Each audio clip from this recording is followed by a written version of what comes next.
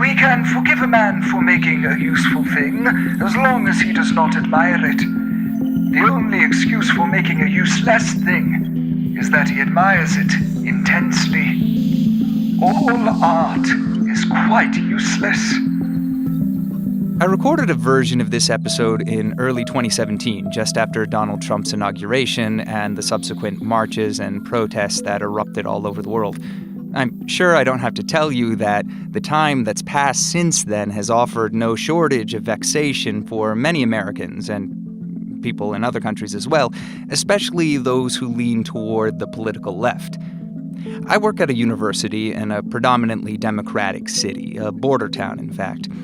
I remember the day after the election in 2016, many of the students and faculty were walking around listlessly, looking kind of sullen and ashen. I had a lot of conversations with folks around town in the days and weeks following the election. There was a lot of shock and outrage and confusion. There were calls to arms, full-throated warnings about the danger this man posed to our country. And just a real quick note, this is not a political podcast, so I'm not going to hold forth on my own views of the president or his presidency. I have my opinions, but this isn't the place to air them. But I do want to say that in just about every conversation I had on the issue, I sensed something else, a more elemental and visceral strain running underneath people's various outcries. People weren't just worried about the damage that the new administration might do. I mean, they were worried about that too, but there was also a sense among my progressive friends and colleagues that this was just wrong in a way that almost surpassed their ability to articulate. There was a sense of what I can only call desecration, a sense that something sacred had been violated. And it may be that the feeling was especially uncomfortable for many of them because it was so unfamiliar to them. In his book, The Righteous Mind, the psychologist Jonathan Haidt popularizes the notion of moral foundations, a theory developed by him and Jesse Graham. The idea is that human beings arrange our moral judgments around 5 distinct moral foundations, categories for us to consider our moral reasoning. These foundations are care, the opposite of which is harm, fairness, the opposite of which is cheating, loyalty, the opposite of which is betrayal, and you have authority versus subversion, and sanctity versus degradation. What Haidt and his colleagues have found is that how you rate the importance of these various foundations in relation to one another has a lot to do with your political leanings. Liberals and progressives tend to value care and fairness very highly, while giving little consideration to authority and even less to loyalty and purity. Most moral judgments liberals make are based on whether something is fair and whether somebody is getting hurt by it. Conservatives, by contrast, tend to value each of the 5 foundations about equally, balancing their moral judgments between them. They value care and fairness a little bit less than progressives, but they also give a lot more consideration to questions of loyalty, authority, and sanctity. This might do a lot to explain the odd sensation that a lot of liberals had after Trump's election. They were experiencing something unfamiliar to them, though not perhaps unfamiliar to their conservative counterparts.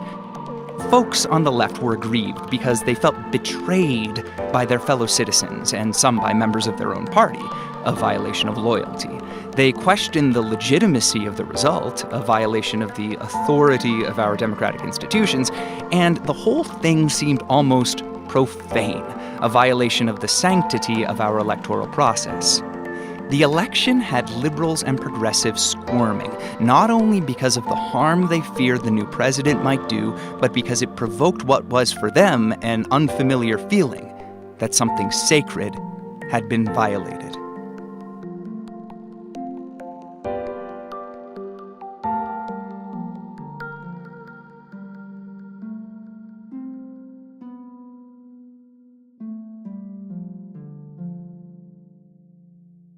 Novels, plays, and movies, all forms of storytelling really, abound with moral dilemmas. From Agamemnon's sacrifice of his daughter Iphigenia to the costly mission at the center of Saving Private Ryan, putting characters in situations where they are forced to make a difficult decision is a staple of good storytelling. Now, it's pretty obvious why a good moral dilemma forms the basis for so many strong stories. It provides conflict and inner turmoil, a hinge on which the narrative can spin. A well-conceived moral dilemma endows a story with dramatic, emotional, and philosophical layers that may be missing from a standard good versus evil slugfest. I mean, don't get me wrong, I don't mind a really good versus evil slugfest, but still. But I want to talk about another kind of situation. Something more like the predicament that progressives found themselves in after the election. The kind of situation when the discomfort we feel isn't so much because we don't know what's wrong and what's right, but because we feel that something is wrong, but maybe don't understand quite why we feel the way we do. That creepy, crawly feeling, which is worse, so much more uncomfortable in so many ways than simple outrage, that something just isn't right, even if we can't quite put our finger on exactly what's bugging us. What are we to do when our gut tells us that something is wrong? We just can't say exactly why it's wrong. And what can art perhaps tell us about this? I'm Greg Beam, and this is Quite Useless.